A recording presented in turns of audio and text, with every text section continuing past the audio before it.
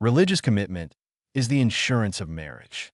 If the other three exist, but this one does not, it is like placing a time bomb inside the home. At first, everything a silent epidemic is spreading. It does not raise a fever, but it pulls hearts apart. In just 1 year, millions of people from Russia to America, from Europe to Turkey to Indonesia, the virus is spreading. Young people are not getting married.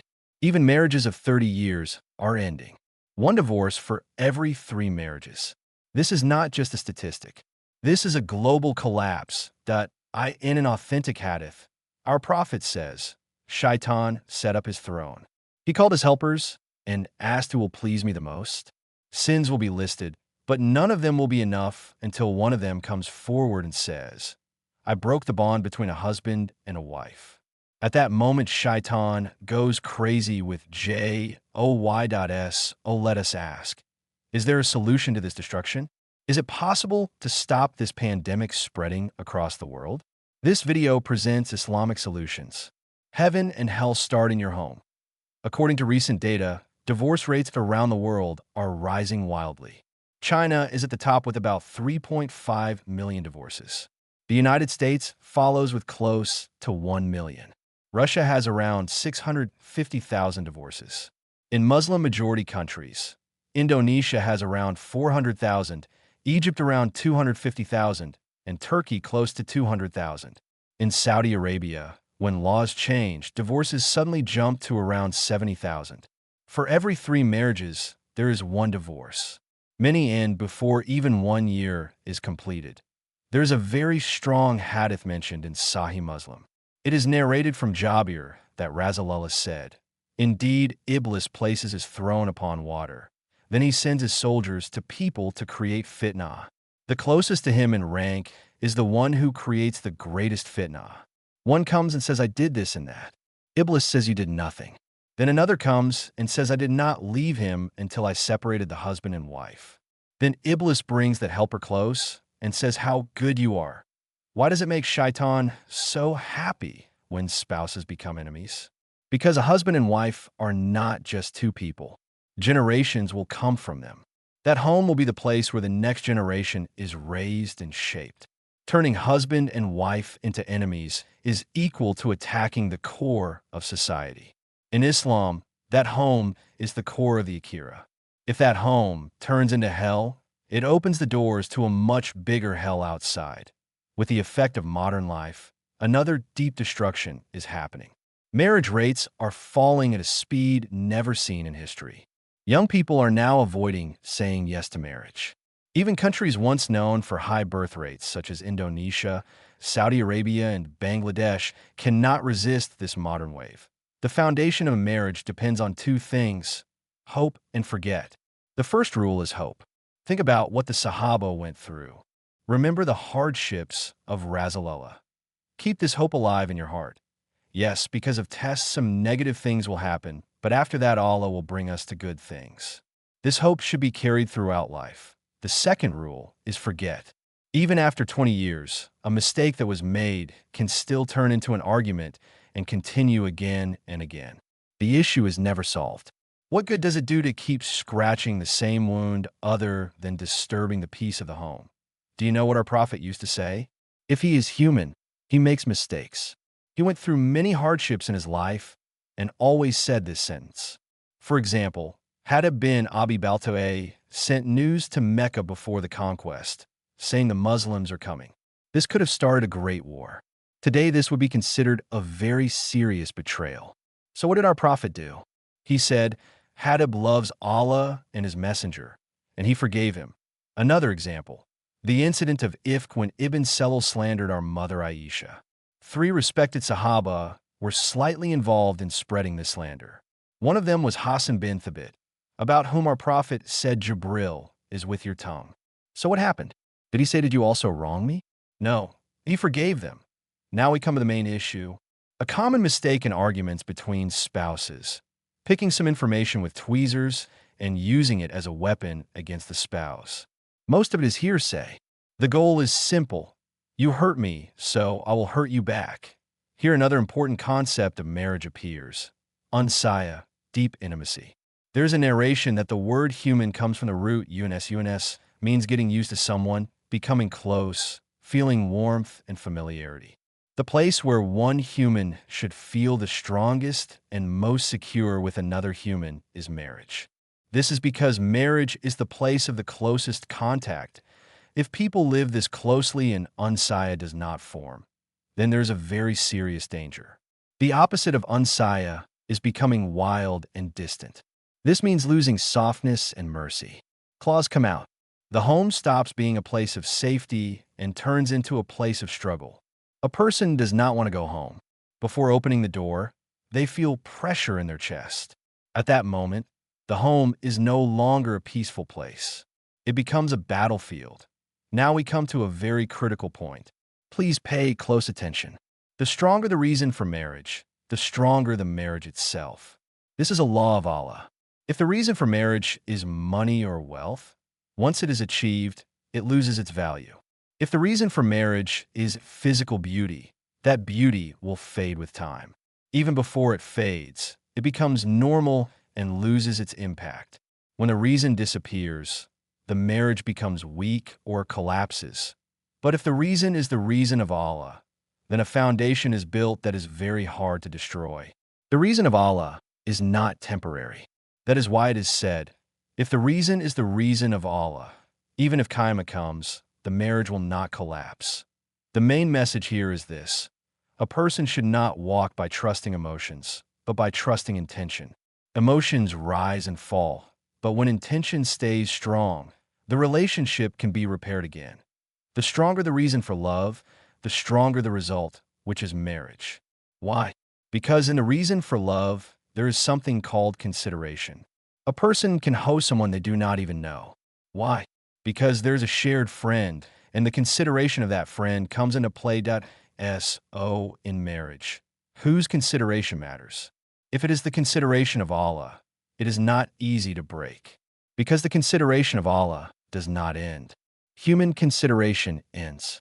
People get hurt, tired, and exhausted. But a marriage that places the consideration of Allah at its center becomes more durable. In this matter, a very strong hadith is remembered. You will not enter Jannah until you have Aman, and you will not truly have Aman until you truly love one another. Here, love is not described as simple emotional warmth. It is understood from a deeper level. When someone rejects the command of the one who orders love, the claim of Aman is damaged. When you say, I do not love you, you're not only turning away from a person, but also opposing the one who gave that command and created the person you refuse to love.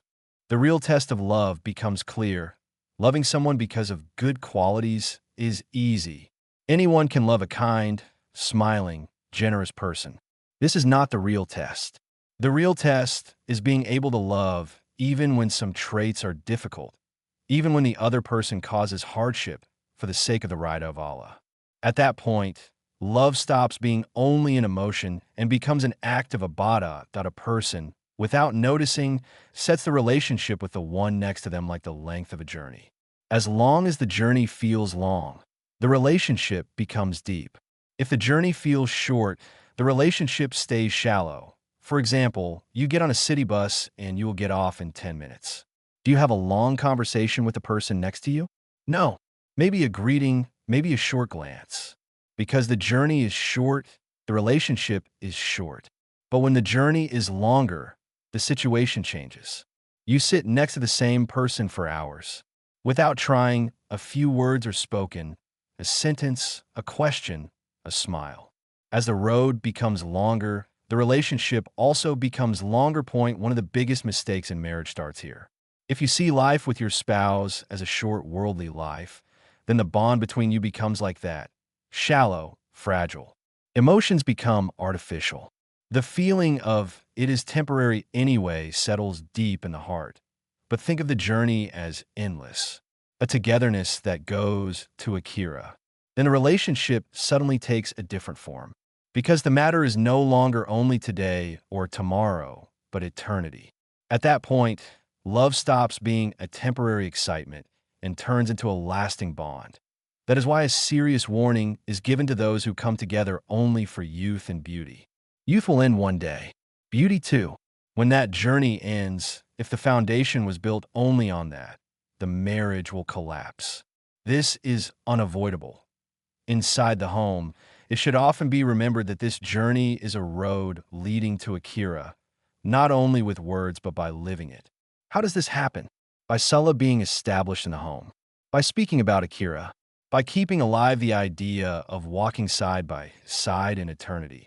Now let us enter a deep matter about marriage mentioned in the Rizal Ainur.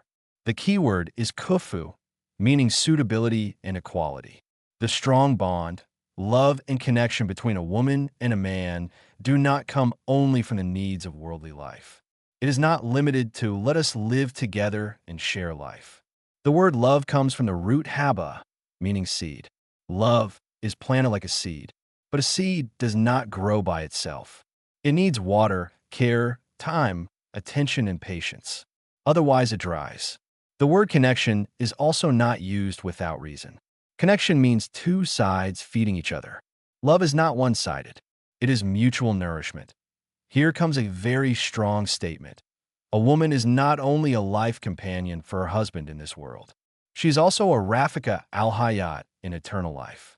This sentence moves marriage to a completely different level. The Arabic word zawj is explained.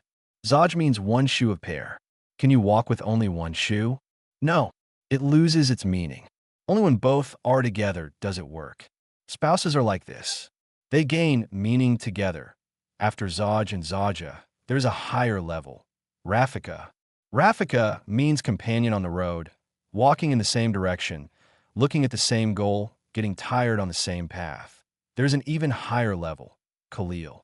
At this point, unity forms in feelings and thoughts. The spouse becomes not only a spouse, but a soul friend that I in such a togetherness. A very sensitive issue comes forward, the issue of gaira, protective jealousy. If this togetherness goes to eternity, then things that can harm this journey must be avoided. Behaviors that cause jealousy can fall into the home like dynamite. Jealousy is a natural feeling. It exists in both men and women. The issue is not to provoke this feeling, but to protect it. Then a very important point is emphasized. The love of a believing husband for his wife is not only based on physical beauty. Physical pleasure is momentary. Without touch, sight, and contact, it gives no pleasure. When beauty fades, that pleasure also fades. But the love of the soul is beyond time. It covers the past and the future. The soul can remember a moment from years ago and still feel joy today. This is the love most needed in old age. When young, everyone is loved. When beautiful, everyone is loved. But when aging comes, when the back bends, when abilities decrease, then the soul must love the soul, that if this foundation is not built in youth, love cannot be found in old age. And love that is not found in old age cannot be carried to Akira, this point. It is explained how love centered only on the body collapses. People begin to say words they should never say to each other. Respect disappears. That is why the word respect is especially emphasized. Respect is a spiritual level. As the beauty of the soul increases, respect also increases. And the path to this passes through taqwa. Here a peak example is remembered, Rabi'a al-Adawiyya. When taqwa and respect are mentioned, she comes to mind. Because true respect does not come from outward appearance, but from inner depth. Since the spouse is an eternal companion and friend, then a woman or a man should not attract the glances of others to themselves. Because when one person makes the other jealous, it creates problems on the journey that goes to Akira. Jealousy exists in the nature of women, and it also exists in men. This is natural. For this reason, it is far better for a woman not to present her beauty to anyone other than her husband. Otherwise, jealousy can enter the home like dynamite and destroy peace. In the same way, a man should not look at other women, which is already haram for a Muslim man. A woman can receive true respect from her husband only when her spiritual beauty increases. For this, she must reach taqwa. Where respect is lost, love also withdraws. In marriage, there are some words that make a person feel cold inside when they hear them. because those words show how far a home has fallen. Humiliating sentences, belittling looks, two people saying to each other words that even a child would never say. Have you ever thought about how a marriage reaches this point? The answer is painful but clear. The reason is the body. If a relationship is built only on the body, then when the body ages, everything ages. The heart ages, patience ages, tolerance ages. Since the beauty of the soul was never considered, there is nothing left to hold on to. At that point, the marriage also becomes old, and a person can start looking at the one they once called "my dear" as an enemy. Here, special attention is given to the Arabic word hurma, which means inner respect. This respect is the insurance of marriage. Love may decrease at times. Love may get tired. But if there is respect, a person does not cross the line. If there is respect, the tongue holds back. If there is respect, the heart applies brakes. If respect is lost, love is consumed very quickly. Real and true love and respect appear when youth is gone, strength is gone, and beauty decreases. That is when a person sees the truth. At that time, a person wants to be loved because the world has already turned its back and many loved ones may have already left this world. But a marriage that did not nourish the soul in youth and focused only on the body cannot give this love in old age. Because there is no foundation, the love of the soul is different. The soul is independent of time. It can remember a memory from the past and still feel joy today. The taste of a tea drunk together can still be felt in the heart years later. This is the love that keeps people standing in old age. The soul loving the soul. Those who do not build this foundation in youth face a great emptiness in old age. And sadly, this emptiness does not stay only in this world. It is carried to Akira as well. Sometimes people hear divorce news from people in their 50s or 60s. When asked what happened, the answer is striking. I no longer have the old feelings for them. I lost all interest and desire. This sentence explains everything. The souls were never truly connected. Respect was never planted. Love never reached the level of the soul. A relationship that walked only on the body for years eventually collapses completely. Because of this, said Nursi gives a very strong and clear warning. He speaks about idol worship in a similar form called image worship. This means becoming attached to physical appearance and beauty as if worshiping it. The Quran rejects this clearly. From here, a very important lesson appears. Choosing a spouse by asking only, is she beautiful or is he handsome, can be a sign of a great future loss. The real question should be, can this person connect with my soul? This is what keeps a person beside you in hard times and what prevents them from leaving when old age comes. Then a very sensitive issue is addressed to Saturn. A woman dedicating her beauty only to her husband is not just a matter of clothing. It is a very deep issue related to protecting marriage. Behaviors that cause jealousy quietly bring fitna into the home. The woman is harmed. The man is harmed. The child is harmed. The family home is harmed. Tasadur is not only a personal act of ibadah. It is a shield that protects the family. Besides being fard, it has a very strong role in marital happiness. Many people do not realize this while they have it, but they understand it when it is lost at this point. A very clear hadith is remembered. A woman is married for four things: her wealth, her lineage, her beauty, and her religion. But the Prophet especially says, choose the religious one so that you may be happy. This does not mean that the other three have no value at all, but it clearly shows this. If religion is missing, even if the other qualities are at the highest level, the marriage shakes. Because there is no harmony of the soul. There is no Akira goal. The foundation is incomplete. Marriage is not just two people coming together. It is the joining of two paths, two directions, and two ways of seeing life. If these directions are opposite, when the road becomes long, collision becomes unavoidable. G looks fine. There is beauty, comfort, status. But as time passes, the bomb starts ticking. And one day it explodes. Look around. Hundreds and thousands of people exhaust themselves for beauty because they believe this is how they will be liked and accepted. This is no longer an exception. It has almost become the rule, because the foundation was built wrongly, without harmony of the soul, without Iman sensitivity. Marriage is built only on outward reasons cannot last long. That is why anxiety about youth and beauty has increased so much today. But if the foundation of religion exists, everything does not need to be perfect. Sometimes matching frequency is enough. Sometimes physical attraction also exists. We're not saying physical attraction should not exist, but the main axis is clear. Can we carry each other to Akira? If this question does not exist, the other questions lose much of their meaning. There's also a very risky idea spreading among Muslim people. A sentence many people repeat: I will marry this person, then I will make them religious. This sounds innocent, but it is actually very dangerous that a religious man says, after marriage I will make her cover. A religious woman says, after marriage I will get him used to Salah. Someone else says, I will send him to Jumu'ah. But marriage is not an experiment table. No one's Akira can be left to the hope of maybe they will change. Because most of the time, what happens is the opposite. Change does not happen. One person pulls the other down. That a woman who practices tasaddur may end up in a life surrounded by alcohol and gambling. A man who knows the path of Allah may be drained by living with a woman who has no limits and emotional balance. That home quietly turns into ruin.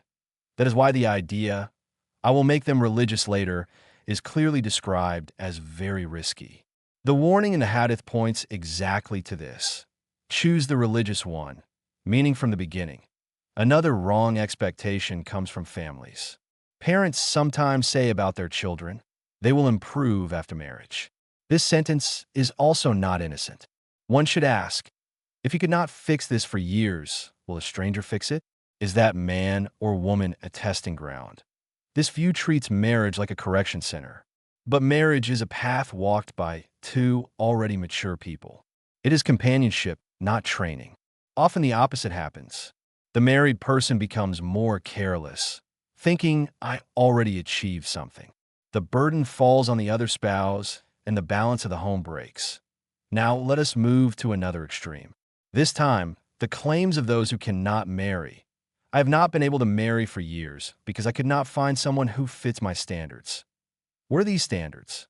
Often an unrealistic ideal, as if someone will come straight from Jannah, perfect, meeting every expectation at once. But in this world, imperfection is part of destiny. 60 to 70% compatibility is actually a great success in this AGE.INA time, where there is one divorce for every 3 marriages. This is not something small. You're looking for 100% compatibility, but even if you find it today, will you not think differently tomorrow? Over time, you will change and compatibility will shift again. Even a person is not fully consistent within themselves. Someone could say an hour and be 1 hour later. When a person is not even fully consistent with themselves, expecting perfect consistency from another person is unfair. It does not suit a Muslim. They list criteria as if thousands of options are waiting at the door. Blue eyes, Hufid, also studying knowledge, always gaining rewards, charismatic, commanding, well-spoken, good-smelling, rich. Who are you describing? Someone like Prophet Suleiman? Even he probably did not have blue eyes. This expectation does not match reality, because tests come from a person's weakest point. A very organized person may be given a very relaxed spouse. Someone who loves food may be given a spouse weak in cooking. Allah tests because marriage is not only a place of comfort, it is a place of ibadah. Sometimes spouses donate organs to each other, yet argue over a shirt. This is the strange but real face of marriage. And here a very striking question is asked. Without the consideration of Allah, is this road bearable? Everyone answers this question within themselves. Where show and display begin, blessing leaves. When this topic is discussed, a striking example is given. The wedding of Fatima. People in the streets of Medina said, we have never seen a more beautiful wedding than hers. Why? Because there was no riyah. There was no show. Nothing was done for people. There was ikhlas, simplicity, and nikah. And nikah, is such a contract that it does not concern only people. It even concerns the arsh. It is not an ordinary agreement. But many people today love display and live with the question, what will others say? This question sits at the center of marriages like an unseen idol. Even though a person knows they will give account to Allah, they focus more on giving account to neighbors, relatives, and acquaintances. This focus breaks the direction of marriage from the very beginning. My friend got married in such a beautiful way. They did it there, so I want this luxury place too. This sentence is often presented not as a choice, but as a necessity, as if marriage must be run not by divine measure, but by family customs. Then expenses begin. Debts grow. When debt is not enough, riba stands at the door. Before the ink of the nikah even dries, a heavy burden is placed on the shoulders. And with this burden, people try to walk a peaceful marriage. But think about it. How much love can remain in a house under debt pressure? A person cannot even drink a cup of tea in peace because the mind is always somewhere else. How will I pay this debt? At this point, marriage starts to wear out from its very first days. Because baraka does not stay in the same place as debt and show. Exactly here, the wedding of Fatima is remembered again. People talked about her wedding in Medina. But what did they talk about? Not the dress, not the hall, not the food. They said, "We have never seen a more beautiful wedding than Fatima's." There was no display, no concern about what people would say. There was ikhlas and simplicity. There was a nikah done only for Allah. That is why it was beautiful. Because sometimes beauty is not hidden in lights, but in intention. The essence of a wedding is nikah. And nikah is not a simple signature. It is a contract done on earth, but connected to the heavens. When nikah is lost in the noise of the wedding, marriage also loses its direction. While people try to announce it, they forget its essence. Then a very sensitive issue appears. The sentence, "What will happen in one day?" This sentence has shaped the fate of many marriages. I uncovered for one day. It was like this just for one day. But the test is exactly that day. Because that day does not return. There is no repair. Sometimes one day changes the direction of an entire life. Even more painful is leaving Salah on that day. There is no Salah on the wedding day, as if there is an exemption for that day. But in Islam, after Iman, the most important matter is Salah. Salah is the center of life. If there is no Salah on one of the most important days of life, a person should ask, around which center will this marriage turn? Another trap of modern life is pointed out here: imitation. Series, movies, social media. Without noticing, people take someone else's life as the measure of their own. I will be like that. I will do it this way. Then they disconnect from their own values. Marriage gets damaged while trying to copy another life. Because imitation does not produce identity. It wears identity away. That it is not blamed for a Muslim to have beautiful things. On the contrary, being happy for a brother's blessing is a virtue. The issue is when that beauty enters the heart. If wealth, property, and display sit on the throne of the heart, the problem begins. Because when something grows in the heart, it pushes something else out. And often what gets pushed out is baraka. Baraka does not fit into mathematics. A person may have bags full of money, but no peace at home. The table is full, but the heart is empty. Because baraka does not come only with income. It comes with intention, gratitude, and measure. From here, marriage moves into a wider area of responsibility: children and lineage. Here a person faces a hard truth. Even if the child comes from you, the child does not belong to you. Your spouse is also not your property. Each of them is a trust.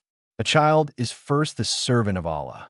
You are responsible not to raise the child according to your own desires, but according to what Allah wants. When this awareness is lost, the balance inside the home is also lost. As a result of this neglect, baraka leaves the house. Peace decreases. Arguments increase. Small issues grow bigger. Because when baraka leaves, even small things feel heavy. Marriage is not a competition. It is not a race to defeat one another. It is a journey of carrying each other to Akira. When this perspective changes, the language of marriage also changes. The blaming language disappears. In its place comes the language of let us be saved together. Because the issue is no longer being right. The issue is not losing the eternal companion. Here a very important question is raised. What happens if a religious person dies before getting married? This question sometimes falls into the heart like sadness. But the answer is full of hope. What is not completed in this world is not left incomplete in Akira. The Quran clearly gives this news. There is no loneliness in Jannah. Whoever deserves it is not left alone to this point. The siege of Khaybar is remembered. A man named Aslam, an Abyssinian slave. During the siege, he comes, believes, and becomes a believer. Before even finding time to perform salah, he is martyred. Think about it. No single prayer. No long life of worship. But there is Iman. There is sincerity. And the good news is this. He entered Jannah without deeds, and he was married there. This narration shakes the heart, because it teaches us this. Allah looks at intention. Allah looks at sincerity. And Allah does not leave it without reward. A verse from Surah Baqarah is remembered. They will have purified spouses there, and they will remain there forever. Here there is a very fine explanation. The phrase purified spouses. If only Hawar were meant, this wording would not be used because Hawar do not need purification. This shows that there is a sign here. Worldly spouses will be reunited in Jannah after being purified. What does this mean? Spouses who were patient in this world, who carried each other for Allah, will turn into the greatest reward in Akira. At this point, a person stops and thinks, who will I enjoy being with the most in eternal life? The Hawar, or the spouse with whom I cried, endured and grew tired together in this world? And a clear answer comes, my spouse. Because shared pain, shared joy, and shared patience deepen love many times over. When the Akira side of marriage is spoken about, a person's words slow down. Because the issue is no longer, let us get along well. The issue is arriving purified. All the hardships lived together, patience, hurt feelings, sacrifices, none of them are wasted. But on one condition, the intention must be correct. The phrase purified spouses in Surah Baqarah is the heart of this section. At first glance, it looks simple, but when you go deeper, it points to the final goal of marriage. Being pure does not only mean being sinless. It means being purified. Purified through patience, through forgiveness, through letting go, through silence, through swallowing pain. Sometimes through tears that I in this world. Spouses sometimes tire each other. Sometimes hurt each other. Sometimes break each other. But if there is Iman, these wounds do not produce hatred. They produce purification. Because every wound, when carried with patience, lightens the soul. And a lighter soul reaches a heavier reward in Akira. Here, a very fine balance is explained. Not every problem in marriage is oppression. Some are tests. The difference between oppression and test is hidden in intention. If a hardship is carried for Allah, it turns into ibadah. But if the same hardship is carried to prove oneself right, it darkens the heart. That is why the text keeps returning to the same question. For whom did you endure? For whom did you remain silent? For whom did you give up? If the answer is Allah, then nothing lived is wasted. Problems not solved in this world are solved in Akira. Words that could not be said here find meaning there. And the spouse who looked like a burden here becomes the greatest blessing there. Here another dimension of marriage opens, purifying each other. A person is tested alone, but the test in marriage is stronger. Because the spouse is very close. They see your weakest moments and your hardest sides. This closeness reveals flaws. And when flaws appear, there are two paths. You either escape or you accept purification. Escaping in marriage is easy. You say, I cannot do this. You say, this is who I am. But purification is hard, because purification requires the ego to be shaped. The marriages that are carried to Akira are the ones that pass through this shaping. Not the smooth ones, but the ones that endure with their rough edges. Everything you live with your spouse in this world prepares you for the meeting in Akira. Patience purifies you. Forgiveness lightens you. Respect elevates you. This purification process is often silent. No one applauds. No one notices. But Allah sees. Rafika is not only a travel companion. It is the one who shares the load. The one who lifts you when you fall. The one who carries you when you are tired. Sometimes with a look. Sometimes with silence. Such a togetherness does not break in Akehira. To this point, a person naturally asks themselves, do I see my spouse as a project to be fixed, or as a companion with whom I am purified? Projects are abandoned when they fail, but companions are not left until the road ends. Reading marriage only through taking destroys it. What am I getting? What is given to me? This mindset consumes marriage. A marriage centered on Iman walks with a different question. What am I giving? And interestingly, the one who gives begins to gain. Because in marriage, gain does not come through calculation, but through sacrifice. Marriage is not only living in the same house. It is meeting at the same character, the same patience, the same goal, the same prayer. After a certain point in marriage, a person's language changes without noticing it. When saying my spouse, the tone becomes different. When saying my child, the look changes, and exactly here, there is a very critical distinction. Do you see them as a burden or as a trust? Because what is seen as a burden crushes a person while being carried. But what is seen as a trust makes a person careful, sensitive, and responsible. Many crises in marriage are born from losing this distinction. You do not even belong to yourself. Your spouse does not belong to you. Your child belongs to you the least. This sentence sounds heavy to the modern mind, because modern thinking wants to own, to control, to manage. But in a man-centered view, there is no ownership, only amana. Your spouse is an amana given to you by Allah. Your child is a servant of Allah entrusted to you. And a person who lives with amana awareness cannot behave roughly. When amana awareness is lost in marriage, the language becomes harsh. A person crosses limits because they think the other belongs to them.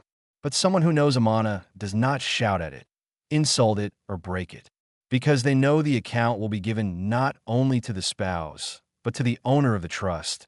Here the issue of children becomes deeper. Raising children, lineage. Many times, parents want to shape the child according to their own ideals. They want the child to do what they could not do. They want to complete their own lack through the child. But this turns the child into a project that a child is not a project. A child is a servant of Allah first, then your child. When this awareness is lost, baraka leaves the house. Because baraka comes with respect shown to amana. When trust is treated lightly, mercy withdraws. Arguments increase. Small issues grow. Voices rise. Hearts harden. Because Allah is no longer at the center, baraka breaks mathematics. Sometimes income is small, yet it is enough. Sometimes income is large, yet it is never enough. Because baraka is not measured by numbers. Baraka is the satisfaction of the soul. When the soul is not satisfied, even a full table feels empty. Here comes a striking sentence. A man has sacks full of money, but he lives hungry in that house. Why? Because the soul is hungry. And the food of the soul cannot be bought with money. The food of the soul comes with aman, shukr, and balance. That a happy husband is one who looks at his wife's religious practice and grows with it. A happy woman is one who looks at her husband's religious practice and rises with him. There's a very fine balance here. Spouses do not control each other, compete with each other, or belittle each other. They lift each other up because the goal is the same.